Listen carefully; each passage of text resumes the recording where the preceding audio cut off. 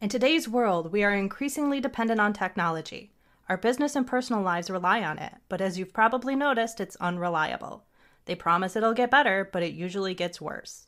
Our computers are slow, so we end up squinting at smartphones and tablets. We live in constant fear that something's going to happen to our personal data, so we're scared into paying for fake protection that proves useless when disaster strikes. Update attacks, fake Wi-Fi, cloud control, and other industry scandals are designed to keep the money flowing. The jokers we pay to fix our stuff have no clue what they're doing, so they do a virus scan and then wipe out our precious photos. Intelligent, successful people feel intimidated by the chaos and think it's somehow their fault. If they only knew what the industry was doing to them, they'd get torches and pitchforks. If only we had someone to explain it all in plain English so we can start protecting ourselves. Oh wait, we do! It's the Computer Exorcist Podcast with your host, Mark Anthony Arena.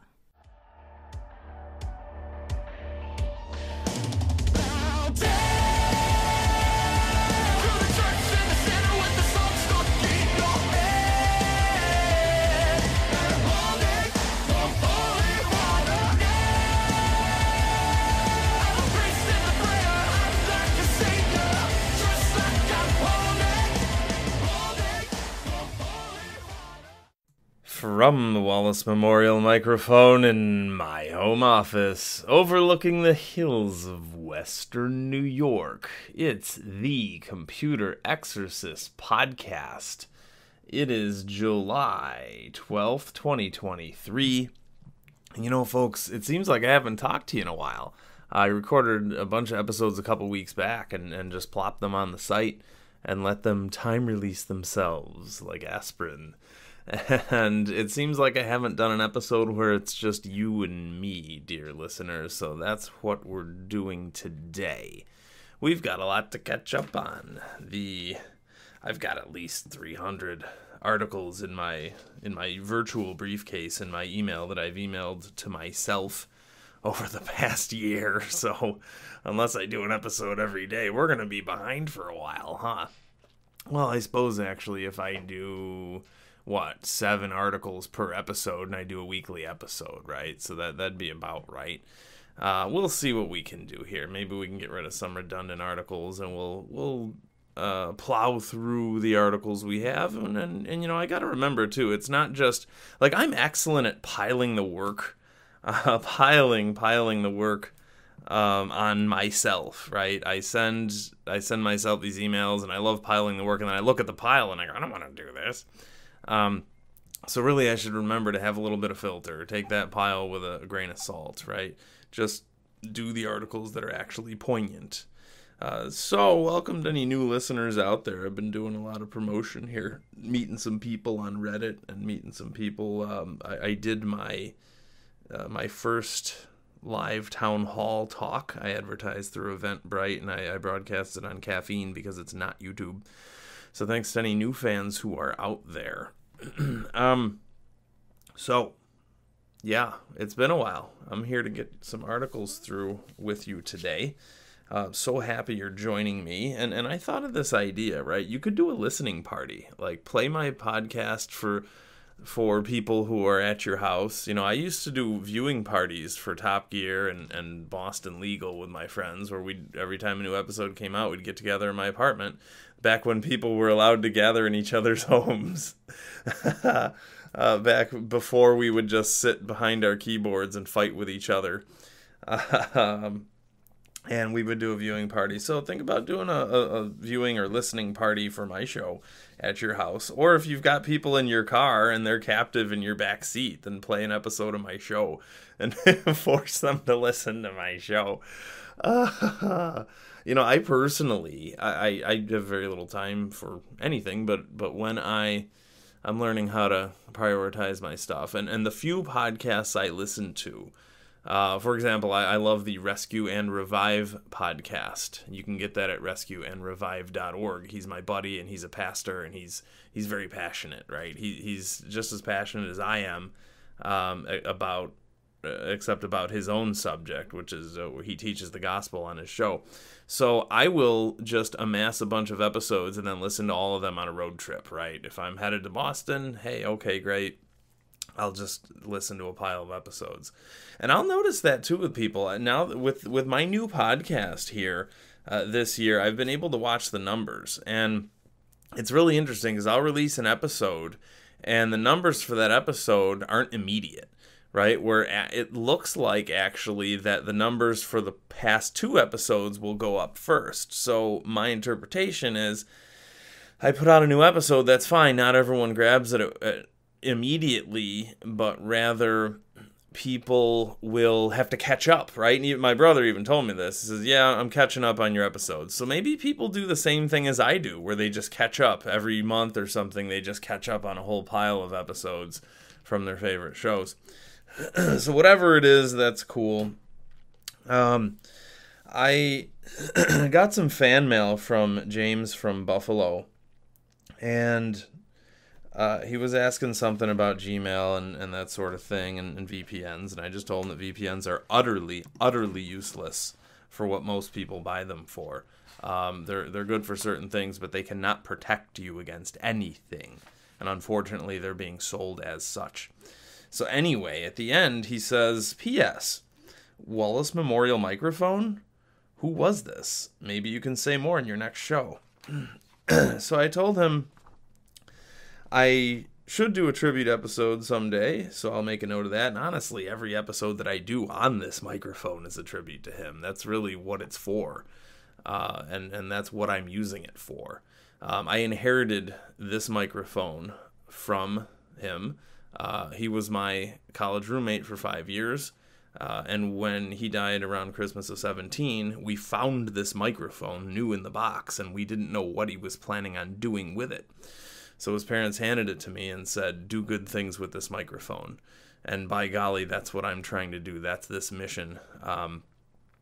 That's what I'm trying to do, is enlighten the world by using this microphone, right? I mean, there's plenty of stuff out there, right? Like you can use a car just to drive to fast food, right? Or you can use a car to drive people around to important things, right? You can use anything for mundane or important tasks. So it is my mission to use this microphone to enlighten the world about what the tech industry is doing to them. And in a nutshell, very quickly, what I'll say about my buddy Ian Wallace is he was one of the most magnificent people I've ever met. It's just that simple. One of the smartest people who's ever walked this earth. He knew about astrophysics, jazz, economics, acoustic engineering, electronics, and he had an MBA for good measure. And he taught me how to think about this industry, how to watch this industry to see what it is doing to us. We grew up in this industry, and we watched in its infancy how it clawed and crawled and tried to figure itself out, and now it's completely bent on controlling our every move and recording our every move and influencing our thoughts and recording our thoughts and so on and so forth. So he just taught me to keep a skeptical eye on this industry in an ethical way. But we did have a ton of fun with the technology. We learned a lot. We took apart a lot of stuff. We bought stuff. We collected stuff. We had fun back when technology was fun. So that's who this microphone memorializes. And he was just humble, generous, funny guy. And in my eulogy for him at the end, I said he was James Bond, Denny Crane, both the Blues Brothers, and Captain Kirk and Mr. Spock all rolled into one. And that's just how I could describe him. So I know a lot of his friends and family listen. So yeah, we're going to keep going here to make you guys proud. And we're going to keep using this microphone to teach the world, just like he taught me, and just like a ton of you out there have taught me a lot of things. I've learned from a lot of you. All right, y'all want to do some articles? Today, I'd like to call this episode Dispelling Myths, because that's what we're doing here. I mean, we do it on every episode, but there's a lot of garbage here. These particular articles are, everything in my industry is myth, rumor, legend, misconception, and hearsay. But these particular articles that I picked out today, I looked at them and I said, all right, what do all these articles have in common? Okay, they're all about myths, and we are going to dispel them. So, And side note, I'll probably say this at the end, but check out my website to learn more about me, thecomputerexorcist.com. Buy my book for everyone you know if you haven't done that yet. And if you know any young people who don't know what to do with their lives, then you can send them to becomeanexorcist.com. And that is my funnel page where I explain that I will teach you about technology and I will teach you how to run your own small business and start your own small business. I also have a recommendations document on my snarky recommendations page that has all my unfiltered recommendations, right? So the page has a small group of my recommendations, but you can buy the document for $100 and it has all my recommendations for all the brands and models I've ever dealt with. So that is my raw, unfiltered opinion on those things, and it will save you a lot of money, so it's worth it, I believe. So let's dig into some articles here. Here we go, folks. This one is from December of 20, and it's from ChromeUnboxed.com. Millions of users have had their data stolen by these 15 Chrome extensions. Remove them right now. Malicious extensions in the news again? Google removed over 500 malicious extensions from the Chrome Web Store. Now, according to Avast, there exist 15 more that users should uninstall. They're mostly geared toward Facebook and Instagram users, and they are instead redirecting users to traffic ads and phishing sites, right, and collecting your personal data. But they're also collecting your browsing data, and they have the ability to directly plop malware in your computer. Avast researchers say they believe the extension developers ran the campaign to hijack user traffic for monetary gains. I guess it's supposed to be singular, but monetary gain, saying that for every redirection to a third-party domain, the cyber criminals receive a payment. And I've seen this forever, even before toolbars, right? There was something called a rootkit that would just redirect your web browser randomly. It would hide in the basement of your computer and redirect you, and always plop you in a Norton website. Oh, you gotta buy Norton! And people don't know how it got there. They just, I don't know, my computer took me here, I don't know. You know, we wouldn't accept this behavior in the real world. We wouldn't accept this behavior if our car randomly plopped us off at some store and told us to go here, right? Although we are inching closer to that. If you notice on Google Maps, 7-Eleven and Chevy dealerships always show up now for no reason on Google Maps. But anyway, so our hypothesis is that either extensions were deliberately created with the malware, or the author waited for the extensions to become popular and then pushed an update containing with the malware. And that's actually a good observation. The craziest part is that most of these extensions can still be downloaded. Of course, because the App Store is a scam, right? App stores are scams. App stores are scams. App stores are evil monopolies that the publishers set up. So Apple or Google App Store and the Microsoft App Store is utterly useless. It's a scam that makes you think they're somehow filtering the apps and approving the authors and vetting the authors and protecting you. But in reality, an app store is a scam that excludes good authors and overanalyzes the good authors and ruins their lives or kicks them out or whatever, but then allows bad authors to do whatever they want to you and plot malicious stuff in there. So an app store is a scam. It's an industry-wide legalized scam where Apple or Google or Microsoft or whoever lulls you into thinking they're protecting you. But in reality, they do no such thing. Remember, every Christmas I do an episode, right, like the Star Wars Christmas episode, where I always say, hey, there's always a fake app in the Apple iPhone App Store that makes you think it's for Amazon Alexa, because you get an Alexa under your Christmas tree or under your Hanukkah candles, and you want to, well, I'm going to hook up my Alexa, and you go in the Apple App Store, and there's an imposter, and you click on it and download it, and it ruins your life.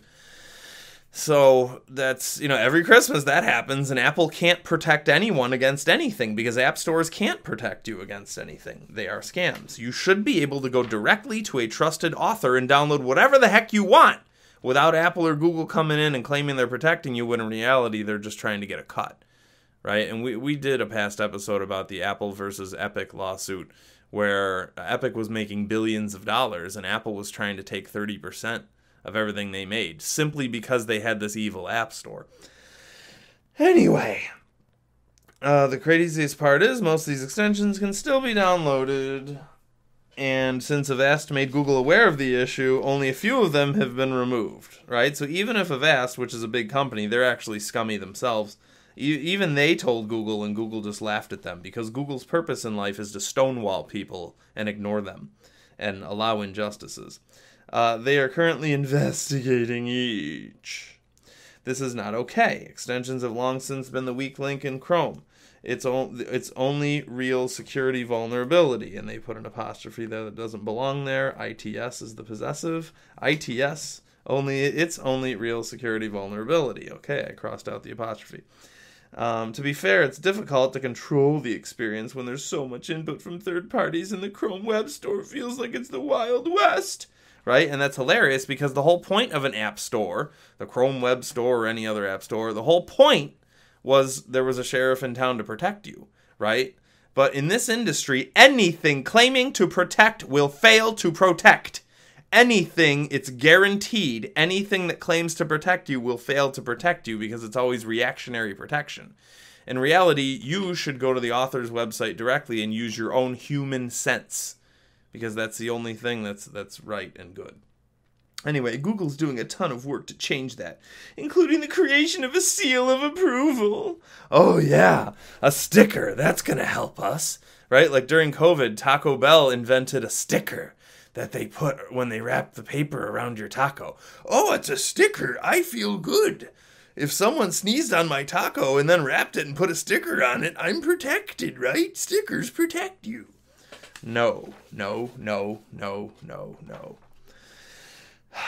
There's no doubt these issues may persist long after the new year, so we'll have to see what other creative solutions Google can come up with to wrangle extensions into submission. I would vote that we simply get rid of them entirely to solve the problem, but many extensions like Honey and Toby and uBlock and more do some real good for Chrome users. No, that's wrong. Honey is actually legalized spyware. Honey is legalized spyware. So is the Capital One spyware. It's legalized spyware. They dangle a penny in front of you. Oh, I just made 3 cents. But then they record all of your behavior and sell it to people. Honey is spyware. All right, so here's the deal. You can type Chrome : //extensions, and you can, in your Chrome, right? If you have Chrome. By the way, you also want to go to settings and tell it not to allow Chrome sign in, because that's a scam where Google harvests your information. But anyway, Chrome : / extensions, and you can delete any extensions you see, because I actually tend to agree with the author, where extensions are all useless. There is no real use for extensions for normal consumers. Even power users like myself, I might use one once a year or something, but there's a lot of people, oh, I need extensions. I was told I need an extension. There's a Pinterest extension and I need it to go to Pinterest website. No, you never need an extension. Ever. You never need one. It's a scam, and it doesn't, not having one, it's totally fine. You can still go to the website, right? If you lack it, that doesn't mean you're not allowed to go to the website.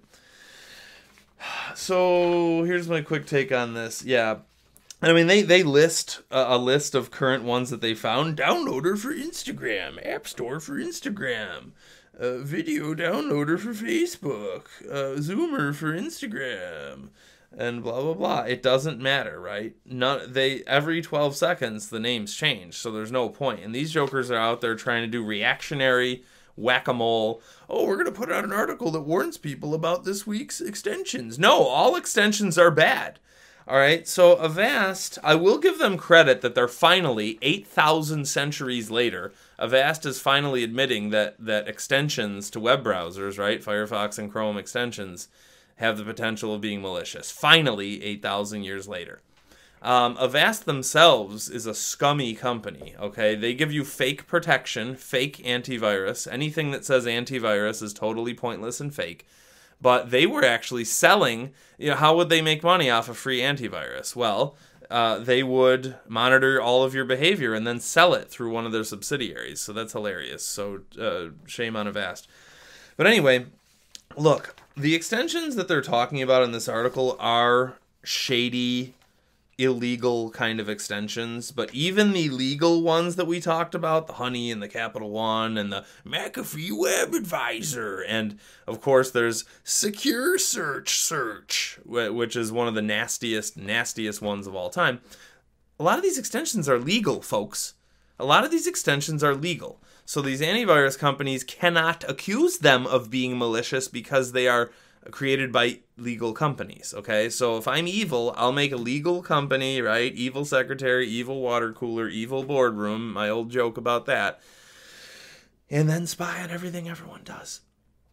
Okay, so again, this article is talking about the illegal extensions, but the legalized ones are the ones you see every day. Maps Galaxy is another one, right? So Honey, Capital One, Maps Galaxy, you name it. There are, Norton, Safe, whatever, all those things. Utter garbage, okay? That's that story. Here's another myth. I got a letter in the mail from Rochester Gas and Electric, which is my electric company. And by the way, side note, there's a new phone scam going around where evil people claim to be your power company or your cable company, and they claim to give you refunds, which is hilarious, right? Because everyone's infuriated with his cable company and all of it. So anyway, we'll do an episode in the future where I torment some of those phone scammers. Anyway, Rochester Gas and Electric sent me a postcard begging me desperately to use, you need a smart thermostat in your house. A simple way to save energy. Sign up with our Genie Smart Savings and get a Google Nest thermostat. One small change can make a world of difference. Kick off Earth Month. Wasn't it Earth Day? Why is it Earth Month now? Kick off Earth Month. I want my own month. I want Mark Anthony Arena month. Everyone else is getting a month. Why can't I have my own month? I do more for the Earth than a lot of these people. All right, kick off Earth Month, or maybe Earth Year, with a Nest thermostat for as low as $0. Smart Savings Awards while supplies last. You can control it from your phone to stay comfortable in every season. And track the energy. Dangle, dangle, dangle. They are dangling some little tiny convenience in front of you and dangling a couple pennies in front of you. But if you remember, folks, if some of you out there have memory that's better than a goldfish, if you remember a couple months ago, they sent me a postcard that said, oh yeah, we're going to give you a smart thermostat, and don't worry, we'll just lower it a couple degrees when we need to. Just get your foot in the door. Get your foot in the door, right? Dangle conveniences in front of people, okay? So this is a myth. This is a scam, really. It's not a myth, it's a scam. But I wrote myth on it. The myth here is that it's somehow good for you. But in reality, they dangle some little stupid convenience because all scams, right? All scams focus on tempting you with something that you think I want a convenience. I want to be able to control my thermostat from home, from outside of my home. But in reality, it's them controlling you. It's, what do they call it? What was the Wicked Witch and Hansel and Gretel when she lured them into her oven? And remember that one? Wasn't that what that was all about? Right? I'm going to lure you in. That's what's going on here, folks. That's what's going on. We got to read those nursery rhymes again because apparently no one's reading them and no one's learning their lessons. So again, if you get a smart thermostat, it's not controlled by you. It's controlled by Google, it's controlled by your power company, and it will be controlled by your government. And they made a little mistake there a couple months ago sending out that little postcard a little too early, right? Because they didn't get us hooked just yet. They need to be a little more patient to get us all hooked. And then, oh yeah, we're going to lower your thermostat whenever we want to. It's just a couple of degrees. And it said that. It said that in the postcard. It's just a couple of degrees. Where was I even going with this? I don't even know. Just resist anything that says cloud control because you give up your control. You give up your control. Okay? Don't give it up so easily. Don't walk into the evil witch's oven, folks.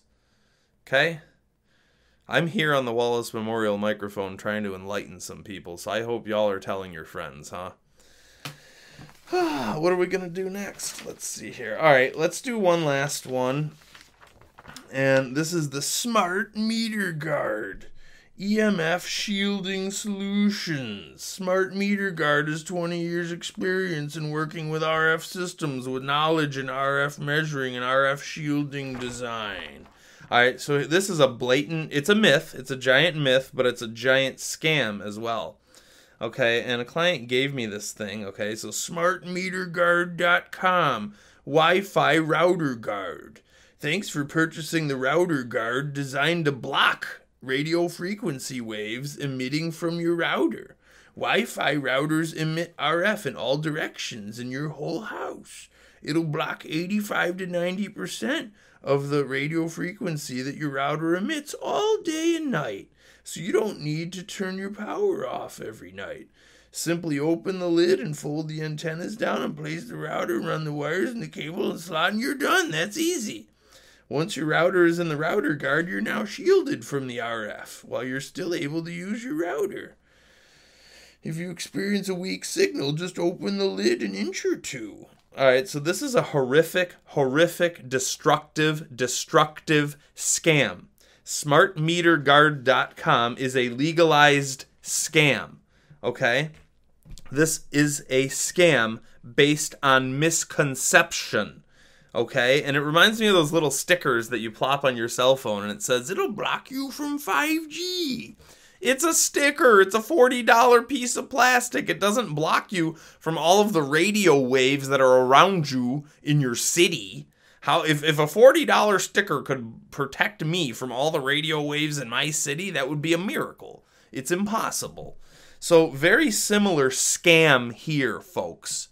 Okay, this is a blatant scam.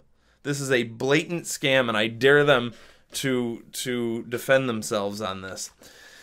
So notice how, I mean, they didn't lie, right? So you can't claim it's a scam legally. It's a moral scam. They didn't lie.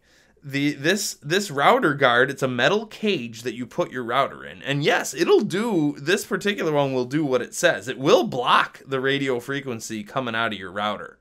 All right? It will do that. But here's the clincher, folks. Here's the rub. Here's the whatever you want to call it. You need those radio waves. You don't want to muffle your router. That's what you're doing, is muffling your router. And most people have fake Wi-Fi that's already muffled anyways. If you have the fake rental Wi-Fi that's coming from your cable company, then your router's already muffled by 90%. All right, so here's the deal. If you buy this little cage, yes, it'll do what's promised. It will muffle your wireless router signal by 85 to 90% of the radio frequency. But guess what? That's very destructive. That's not supposed to happen. Okay, that's not supposed to happen. You're not supposed to muffle your router. What if I was a teacher and I came over to your house and they said, quick, you better shove Mark into the closet and put duct tape on his face to muffle him? You wouldn't be able to hear me, would you? It's the same thing with the router. If you have a wireless router, you need it to function, right? Most people call me because the router isn't strong enough.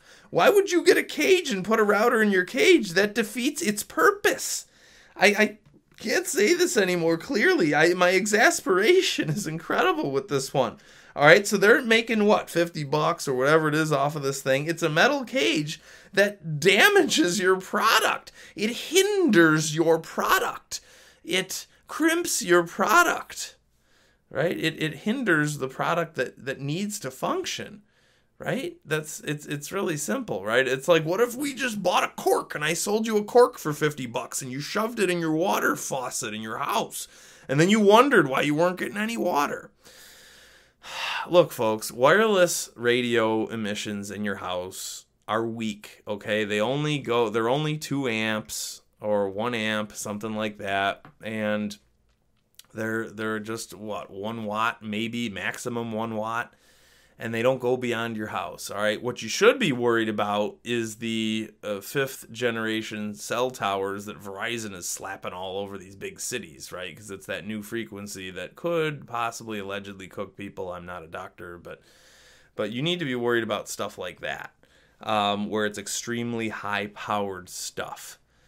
This is very low-powered stuff. It needs to be there, right? So this is like the equivalent of a light bulb as far as the radiation it puts out there, give or take. And we're going to do a light bulb guard, and I'm going to sell you duct tape for $60, and you can wrap the duct tape on all your light bulbs in your house. That's the analogy I was looking for. Thank you, Mark's brain. That's the analogy I was looking for. Yeah, we're going to have it's going to protect you from all the radio frequency and the electromagnetic spectrum frequency that your light bulb gives out, right? So sure, yeah, I can sell you a roll of duct tape for $60. And it'll do what it promises to do. It will limit the amount of light coming out of your light bulb. But do you want that? No. No, you don't. It's counterproductive. All right? So if you have friends who bought a little cage to put their router in, they're muffling their cage for no reason. It doesn't protect you from anything. I mean, if you really want to, you can unplug it while you're sleeping. Great, because you're not using it. Great. But why would you buy something that muffles your router? Again, it's like duct taping your light bulb. Why would you do that? Idiots. And they're making billions. And here I am struggling and working my tail off to protect people. And these people are making millions, I'm sure.